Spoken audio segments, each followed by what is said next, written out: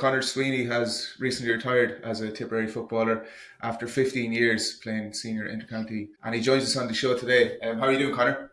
Good, Kevin. Thanks for having me on. How are you? Yeah, not too bad. I guess like this time of year when you're talking about retiring, I've never heard any player say they miss it, the slogging and the hard training. It's probably later on when you come to championship that you get that pang in the stomach, potentially thinking I could be out there. But what's it been like in the few months since you've retired? Yeah, I'm probably the same as everyone else. I definitely don't miss it, and that's for sure. Now, look, that's not to say my mindset or my opinion that won't change maybe come the summer, but as of now, like I'm just, I'm not missing it at all. And even though I think the league is kicking off there maybe in 2 weeks' time, I still don't miss it enough, So I'm really happy with my decision, and yeah, just enjoying the kind of time I have to myself now. Like it's just, to be honest with you, it's a massive relief, really, more than anything. That's probably the overriding feeling because I suppose you were selfish for so long, and I suppose there was a lot of pressure that came with trying to get the body and the head right for senior and the county championship and league. So that's taken away from me now. So my time is essentially my own. So yeah, I have a few other bits and pieces going on, and we have a little girl at home as well. So it just, my evenings now are freed up, so I can spend my time elsewhere. So yeah, so far so good. Yeah, I know. Look, I'm not retired too long, but yeah, so far so good. I'm enjoying it so far anyway. Yeah, the pressure is off in a sense. Like I guess when you're in there, everything has to revolve around that. You can't really be missing training sessions, or your commitment has to be 100%. So your whole life has to revolve around it. I know they preach it's a whole lifestyle and that. So once you're out of that, then it's I'd say it's a huge change in terms of just how much free time you have day to day, and you can go away, you can book holidays, you can do different things that you never would be able to even consider when you're in the intercounty thing. Yeah, it's actually incredible. I'm like, it's hard to believe. I can't just. It's hard to get my head around even the time I have. I would say to myself or to my family at home. I get to be with Connie every evening now. Whereas, if I was still involved with Tip, I'd be gone out the door 2 evenings, 3 evenings a week early. Like I might even be going straight from school, so you wouldn't get to see her, and then she's gone to bed when you get home. So all these small things are like they're all the positive, the good side of it. But yeah, just like I said, just not having to kind of, I suppose, gear myself up mentally for matches and training because it did occupy a lot of space mentally, trying to get the body and the head right for even just a training session, Mm. and everything that goes with it. You know what I mean? Being fueled and looking after your sleep and going to the gym and everything else that kind of goes with being an inter-county footballer. So that has all changed. Now, look, the club is going to start back up at next weekend. So again, that'll be good. It'll get me back on the pitch and get me focused. But like club isn't half the commitment that intercounty is. So that'll be a nice something to look forward to now next week as well. And you've seen some change since you have started playing. I think you were probably around 20 when you first went in there, and Yeah. just the difference in terms of the time and the commitment that's involved from when you first signed up to your last couple of seasons. Can you describe like the changes that you would have seen over those 15 odd years?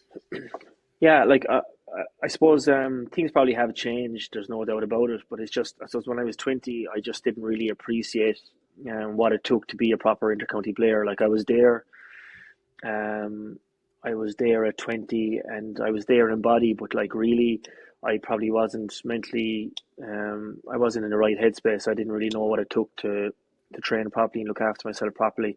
So I was definitely about 4 years in before the penny dropped, and before I had a good couple of conversations with a couple of good people as to maybe what's required, and my whole game changed then in 2014. So it did take me about 3 or 4 seasons to really actually become a proper intercounty player. So yeah, a lot has changed, but like, look, just even trying to get yourself right for training session, like I'd normally be one of the first to trainings. Like I just like the idea of kind of being first there, and that would be nearly maybe from 5:30 on. So it could be between 5:30 and 6 o'clock. You'd arrive, and then you'd do a bit of prep work, a bit of stretching, a bit of flexibility, mobility, physio if you needed it. And then I'd always like to get out and do a bit of kicking and work on my set plays, penalties, and free kicks and stuff. So Mm. you have about 45 minutes of work done on the pitch before the training actually starts, and then you do your session, and then you get your grub and you go home. So like I was probably leaving at around 5 o'clock from Clonmel, and probably not getting home till after 10. So there's a lot of work that goes into trying to just get yourself right for a training session, never mind a match. So I think that side of things has definitely picked up over the last number of years, and I think it's even getting worse. Like, if that's the right word, when I say worse, I mean I think players are having to do more now to get themselves right. Not that they're having to do more, but they want to do more. And I think everyone is always looking for an extra couple of percent every year. So whether that's recovery or video analysis or psychology, whatever it is, I think they're always just trying to get that extra percent. So I think it's only going one way. And yeah, like, things have definitely changed since I started in 2010 for sure. And when you're obviously being a free taker for the county, you probably don't want to be putting a huge amount of load on the body and going out onto the pitch on different days when you're not training and getting all those kicks in. So is that something that you have to factor in then, getting up training early, and that's the time that you can spend honing the frees and penalties and just getting ready, so when you're playing the game then that you feel confident over standing over those frees? Yeah, it comes down to like basic stuff as well. It also depends on where I was living. Like, early on in my career, I was living where I'm from, a small rural village in Ballybreen. So I was on the doorstep of my local club, which was always open. So access to pitch was never a problem. But then for like the 7 years after that, I moved to Clonmel. So that's a massive town of Tip. So, like, you didn't have pitches readily available because a lot of them were locked up and they weren't my clubs. So you tended to get the training that a little bit earlier from that perspective, so you had access to pitches. But yeah, like, there's a fine line between overdoing it and preparing well. I never felt I overdid it, but in my head, you couldn't kick enough balls, and like that's the one thing I loved. I just loved kicking. Like, I loved the feeling of just kicking balls, and whether it's frees or penalties or just a bit of shooting practice. It's the one aspect of the game that I never felt was a chore. So that came naturally to me, and I just like, when you're the free taker and you're the penalty taker, like, they're your bread and butter, and my teammates expected me to score all my penalties and my frees. So there was pressure, and you would put a certain amount of pressure on yourself because obviously you don't want to let the team down. So yeah, like, I'd like to think my teammates over the years, could feel confident in my ability when it came to frees and penalties, because I had the work put in. And you know what? It's a lot of people say it's memory mass. It is. Like, when you practice so much, they literally just become routine, and like, you just feel confident when you step over every ball, as long as you know your range. Mm. See, yeah, I was looking back over an interview you did. I think it was on Off the Ball just after you retired, and you were talking about that famous free that you kicked against Limerick Yeah. in 2020 when you sent the game to extra time. And you were saying that in your head, you were saying, I have this. And you had Mm, this in the locker, this outside the boot, which for most players is completely outside their ability levels. But you were that yeah. confident that you could swing it over. So did that just come from like hours and hours of making the same kick through different angles on the pitch over the years? It definitely came from hours and hours of practicing frees. Now, it wouldn't have came from hours of practicing that particular free, Yeah. because obviously that's a high percentage shot or a low percentage shot, whatever way you want to look at it. Like, the chances of scoring those are quite low. Um, but I mean, I would have practiced that kind of a kick and that free the odd time from the sideline, Mm. but my focus was always on nailing the ones that I would get normally. So, like, I know my range, anything inside 40 meters and around the arc, and I just work tirelessly on repetition with them ones. And then over the years, it's like you earn the right to have a go off those ones. Then, when you know that you've the work done for the ones that you're going to get in every game. So it's kind of like reward, but at the end of the day, I still had to have that outside of the boot kick in my locker, which I always did. So from that point of view, yeah, I knew I had the work done, so I was willing to take it on. And then other little bits and pieces as well was that, like, on the day the conditions were favourable, the wind was at my back, so like, it was blowing towards the goal I was kicking, and it was kind of blowing right to left, so it suited an outside of the left kick from that area. And the only thing I said to myself was just put it far enough right and let the wind bring it in, because I just didn't want to undercook it and miss it the near post. So the minute I left my boot, I knew it had a fair chance, because I put it a good 5 meters right of the right post, and I just let the wind bring it in. And like I said before in other interviews, like, it was the width of the post really. It just clipped the inside of the post, went over. So you're talking about centimeters there between Mm. us getting to extra time and eventually the Munster final, and potentially being knocked out of the championship that year. Yeah, it was amazing, like just the small margins there. But when you're like, I always find it interesting when you hear people talking about players are a natural ball striker or a natural kicker of the Yeah, ball and that. But do you agree with that? Like, because obviously, like you must have put in hundreds and thousands of hours of yeah. kicking a ball, and you're saying yourself that you really enjoy it. So obviously, you're going to do it more. But like, is there such a thing as a natural, or is it just from hours and hours of practicing? I think a little bit of both. Like obviously, I think some players are just naturally better at kicking. Like there's plenty of inter-county players who are actually not good kickers at all, and Yeah. they'd struggle to solo and kick and hand pass the basics. But they make great athletes, or they make great man markers, or they have a role in the team for sure. And I suppose that's the beauty of a team. Like you don't have to have 15, we'll say footballers or ballers. You need a combination, but um, look, there's no doubt about it. It goes for life as well as sport. Like the more you practice, the more you put in, the more you'll get out, and like the more you kick, the more comfortable you just become at it. And yeah, for me, it was just I just love doing it. Like it's my favorite thing to do is kicking football. Just the kicking of the leather, the boots, nice boots. I love it, and I suppose the more I practiced, the better I became at it. So like, there's a bit of both in that, but like there's no rocket science behind practice makes perfect. So I definitely think repetition is one of the main reasons why some lads are better at kicking.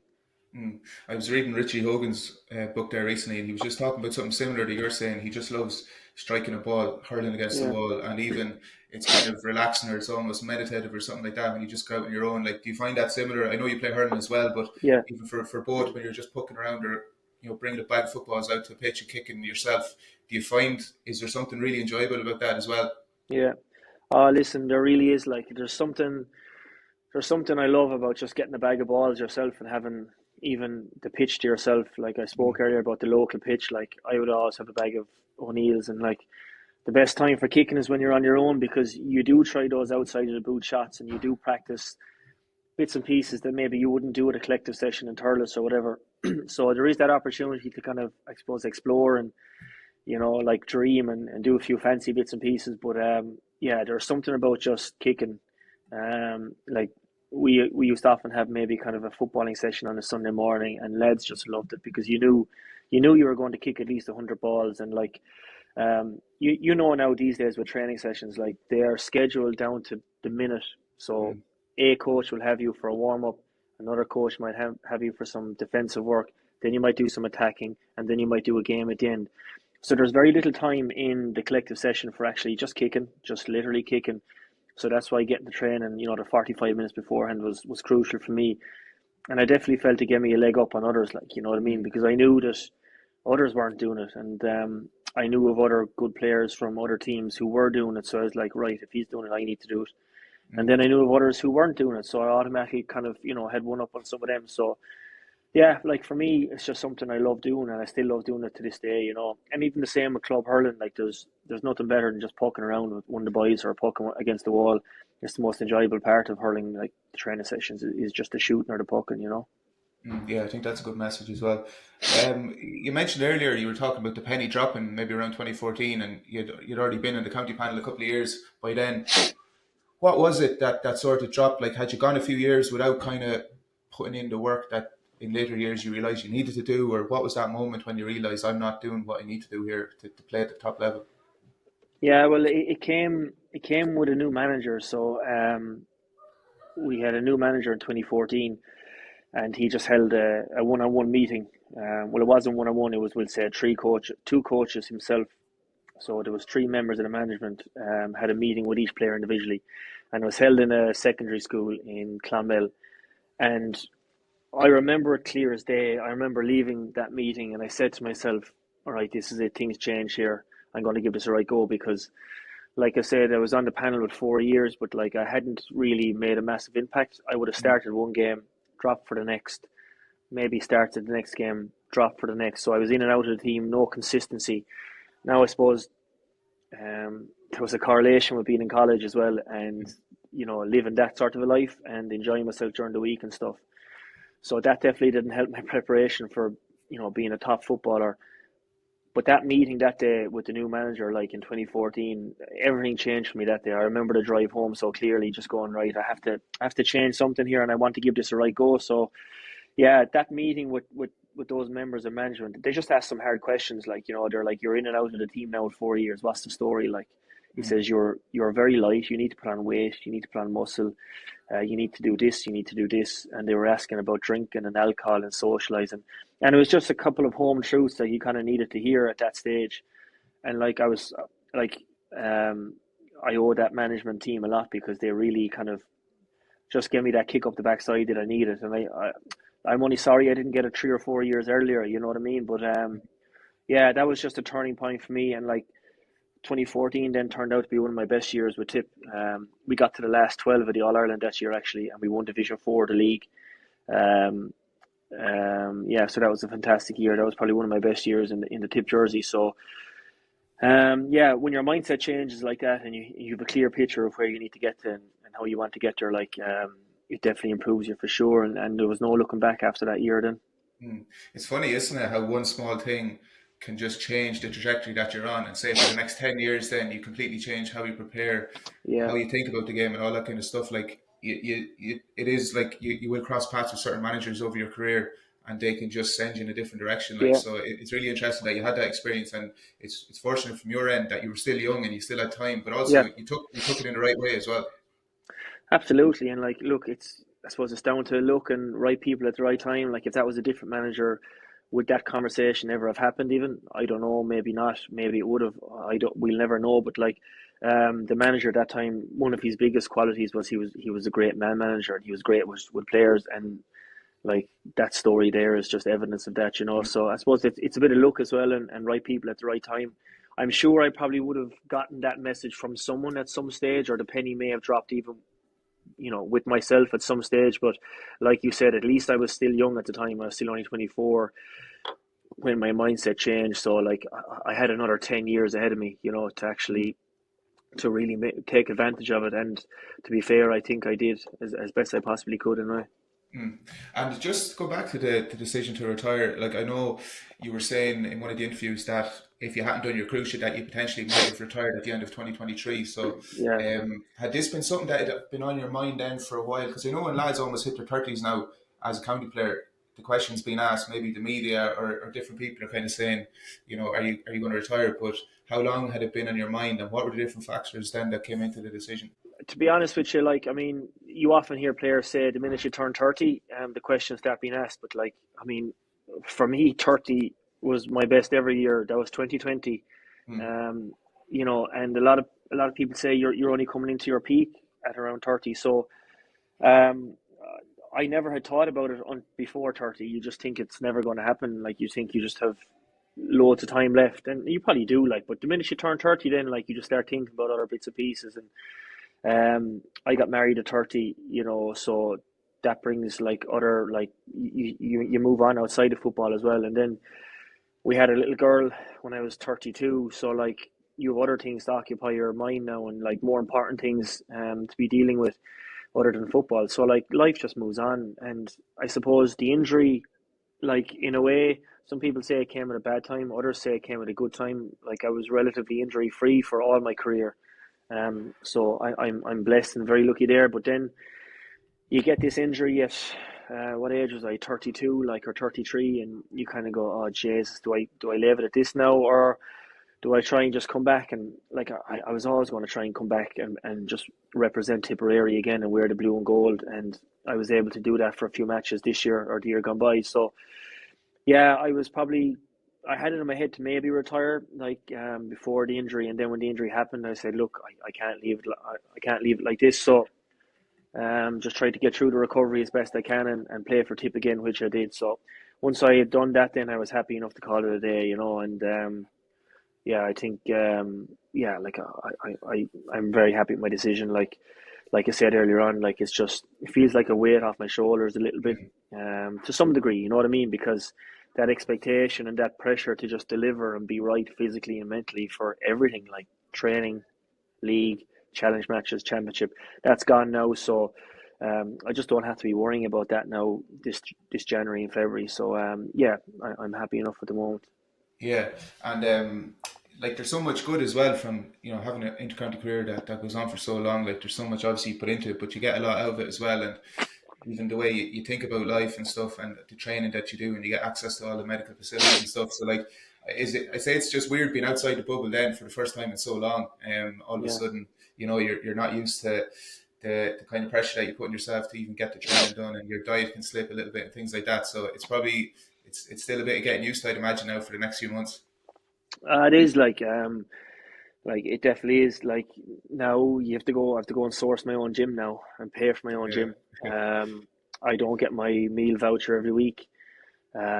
So even those small things, like I have to go train on my own now, or else I have to join some sort of a group or some sort of a training, session in a gym or something. So, just all those things that I would have probably taken for granted and just would have had readily available to me are not there.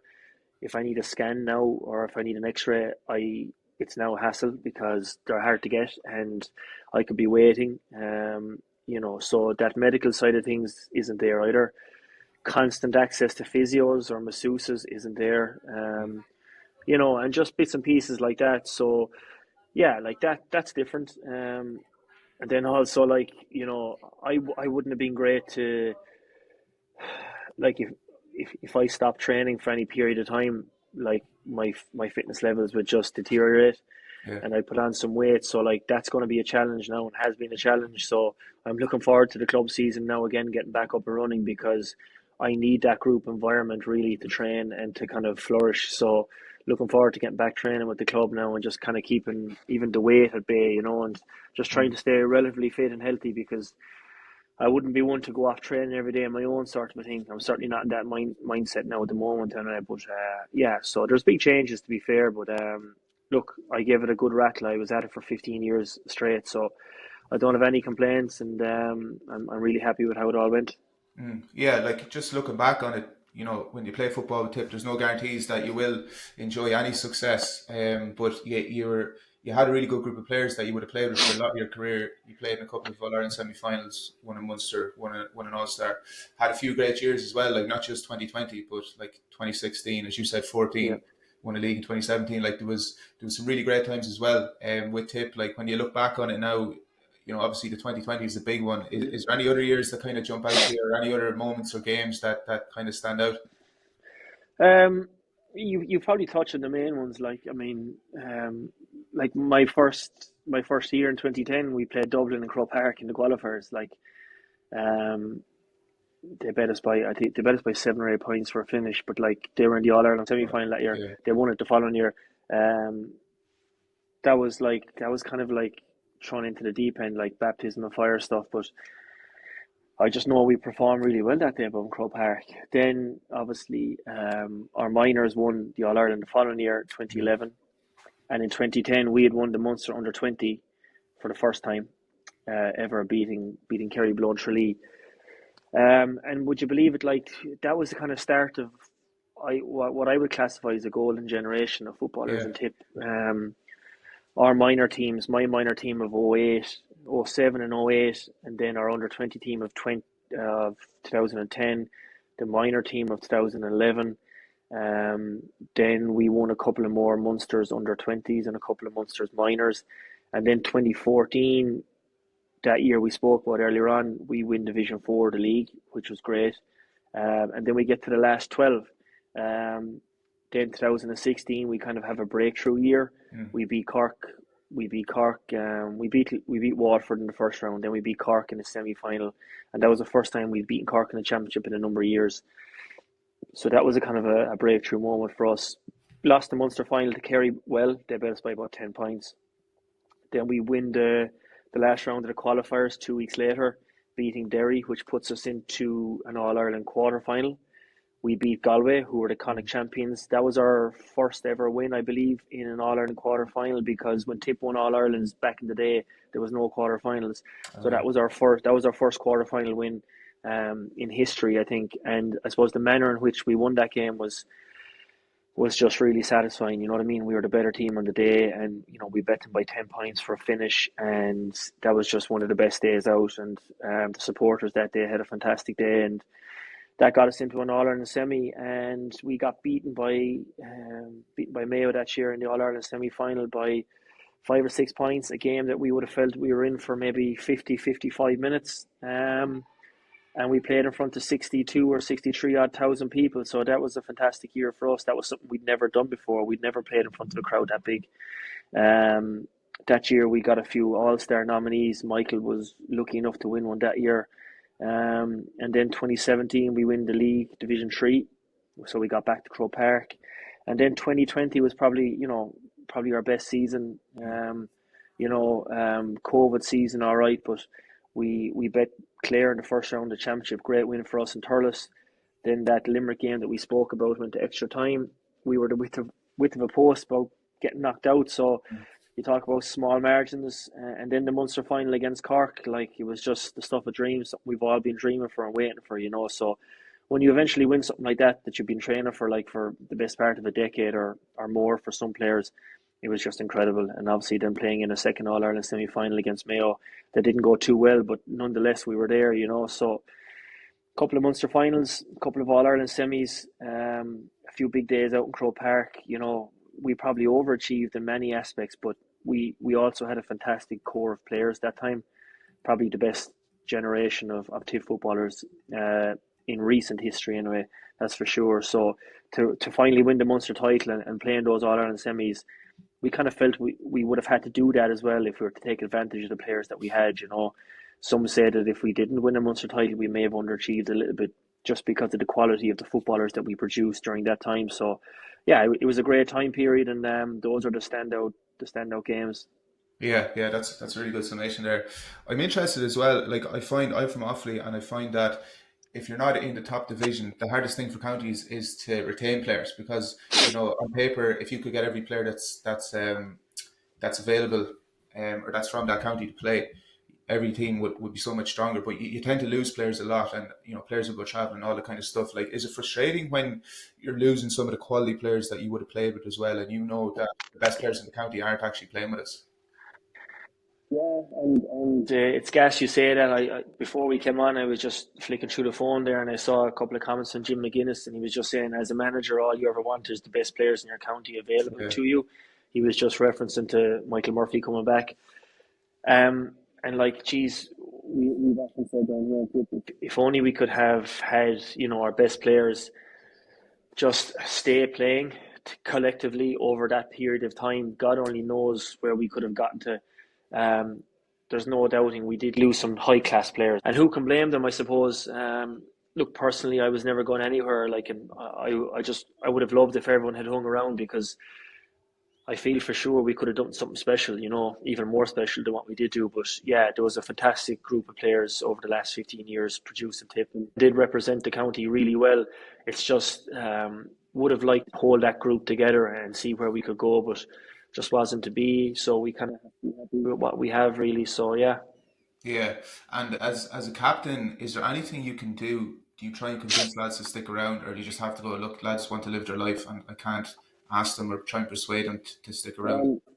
Yeah, I would have spoken to most people, just, I suppose picking their brain. You'd never put too much pressure on anyone because at the end of the day, this is voluntary and there's more to life than it. So you need to have a bit of balance with your opinion on it as well. And you have to realise that everyone thinks differently. Like, not all the boys would think the same about the game as I do. You can't expect everyone to think the same about it as well. But yeah, you'd definitely be having conversations with people or their buddies, or you might get somebody who's closer to them to have a word and just suss them out. It's something that was ongoing with us every year. Is there anything we can do to just, to hold him within the county or in the country even for another year? But listen, it's not always possible. Yes, I lived in Sydney in 2023, and I was lucky enough to play with Conor and Liam Casey down there, and just like brilliant athletes, brilliant players, and great fellas as well. So I can imagine the loss that they are to a county squad as well. One thing I just wanted to touch on as well, I haven't heard you talk about too much, was international rules when you played it.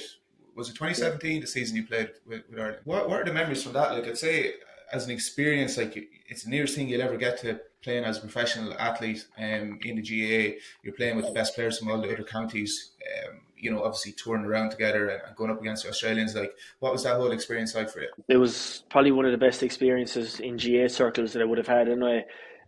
We would have trained for about 10 weeks beforehand, trained on a Friday afternoon. stayed over in the hotel and trained again Saturday morning, and we did that for, it could have been 10 weeks. So Yeah. we were getting to know the lads better and better every week, and we would have had a social night out then before we would have left for Australia. So, but the tour itself was fantastic. Like, I mean, it was a trip of a lifetime. Really, it was a class trip. It was 2.5 weeks. The training was good. It was different. And look, it was just great to play with the other players, because sure, when do you get the opportunity to do it Yeah. apart from Sigerson or whatever? The Railway Cup had finished the year before that. I was lucky enough to make a team for that as well before that finished up. So yeah, no, the Australia rules was great. They were class. Like, they were just so athletic, so strong. Results didn't go our way, but like, it's a mad game to play, but great to experience it. It's something I've always wanted to do, was try and at least represent Ireland at least once. So happy enough to get a couple of caps out there, and yeah, happy enough to make the Railway Cup team as well. The year before, that was all something I kept my eye on, but yeah, we got bet on that as well by Ulster, so that was kind of short lived. But yeah, those two competitions haven't been back since. So I think there was a bit of talk there recently about the international rules maybe returning. So hopefully it does. I was just looking through pictures there from the photography companies that were there with you when you were traveling. You were training in the gyms and different things like that. Like, was the S&C that you were doing much different, or what were the gym sessions? What did they look like when you were all doing them and training together? The gym sessions would have been they would have been heavy enough. Now, we wouldn't have done a whole pile. Like, we were obviously given a program and stuff, a bit of conditioning. We would have done a lot of running ourselves. We were given GPSs by Sloan, who would have been the S&C at the time. So we would have had a lot of running to do ourselves at home, but we did a good few gym sessions. All right, one day we did a gym session before a pitch session, which I did. Now, it was an optional gym session, but I did it stupidly enough, and geez, I paid the price. I was in bits after it, Yeah. but yeah, I would have done a couple of gym sessions over in Australia then as well. Look, they were good. Like, they were pretty straightforward. They were basic, but they were good. Like, the majority of players there would have been fairly well educated on S&C at the time anyway, and everyone kind of would have knew what they were doing. But there would have been some boys lifting pretty heavy weights. Now, to be fair, I certainly wasn't in that category, but yeah, they were good. I must say, it was a really enjoyable experience now all around. Obviously, they are. It's the elite that you're playing with there. Would you have picked up much of different players in terms of how they prepare or how they train or anything like that?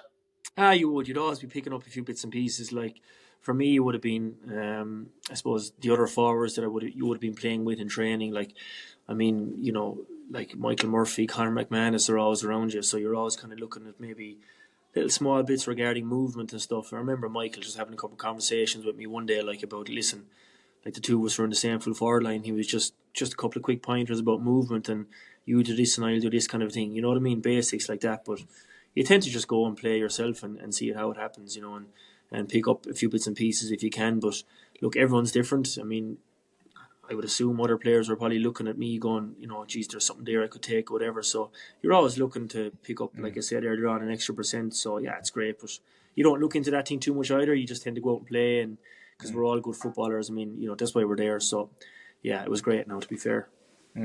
Just a final one for you. Obviously, I can imagine now you're planning on playing with the club for a good few years. But in terms of coaching and stuff, I think you might be doing a bit in the school at the moment. Would you see management or coaching? Is that something that would interest you down the line? Maybe down the line, Kevin. Yeah, like, I mean, I'm doing a bit of coaching here in the Abbey School in Tip. Like, we're playing A football, the Kearney competition in Munster. So it's really high standard, and you're coming up against class teams week in, week out. So you need to be well prepared for that. But for now, that's as much coaching as I'll be doing. I don't foresee myself getting involved in any team this season. I just need a break from it all. I need to, like I said earlier, I'm enjoying the time at home, doing different things that are not football related. So yeah, I'm definitely going to take the year, if not a couple of years, away from the games, and just enjoy it. Like, just enjoy watching them, enjoy going to the matches, and just seeing how the new rules play out and evolve. And so yeah, maybe down the line, because I do enjoy the coaching, I must say. But if you commit to a team and you want to do a good job, you'd be looking at putting in as much time as a player, if not more.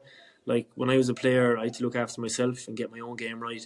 If you're a coach, you're worrying about different bits and pieces as well. Other players, 30 players, other members of management, games, matches, facilities, that sort of stuff. So, no, that's not for me at the moment. And Yeah, Conor, you've been brilliant with your time there. So thanks very much for coming on, and congratulations on a brilliant career with Tipperary, and best of luck with everything now that comes. no bother. Thanks, Mil, Kevin.